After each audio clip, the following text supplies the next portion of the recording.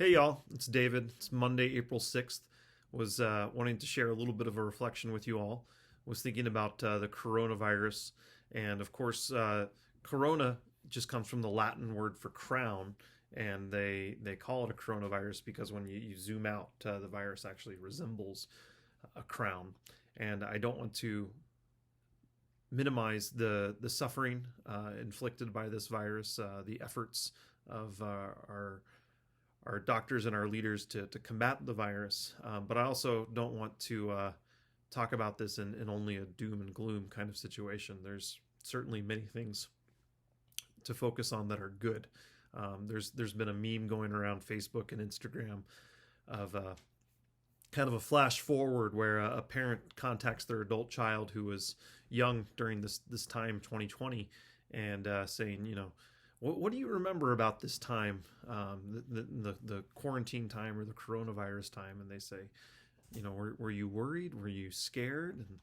And the now adult child says, I don't remember being scared. I don't remember being worried. I remember mom and dad being home a lot. I remember family meals around the table. I remember getting to read books and go on walks and tell stories. And it just being a blessed time of family, or my family coming together. And I've talked to a few parents who have found that encouraging. Certainly that's their prayer for their own children.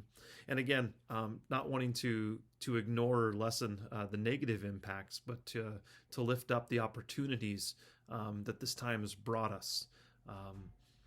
It reminded me of Philippians chapter 4. Philippians chapter 4 begins, "Therefore, my brothers and sisters, whom I love and long for, my joy and my crown, stand firm in the Lord in this way, my beloved." Skipping to verse 4, "Rejoice in the Lord always. Again, I will say, rejoice. Let your gentleness be known to everyone. The Lord is near. Do not worry about anything, but in everything, by prayer and supplication, with thanksgiving, let your requests be made known to God. And the peace of God, which surpasses all understanding, will guard your hearts and your minds in Christ Jesus."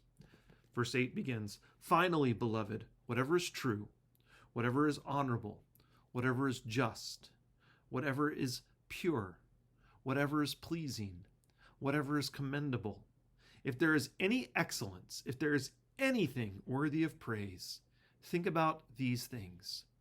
Keep on doing the things that you have learned and received and heard and seen in me," this is Paul writing, "and the God of peace will be with you." I found that so helpful. Obviously, in the little Facebook parable, the now adult child was able to focus on the good, the pure, the peaceable, the uplifting and the encouraging. We as adults tend to focus on the negative. But it's encouraging to remember that we do have an opportunity here to focus on the positive, to focus on what God is presenting to us as opportunities to be loving parents, to be grateful children, to be hard workers, to be creative people playing with our kids and with our families, to be creators, co-creators with God, bringing about new art and delicious food and opportunities to care for one another.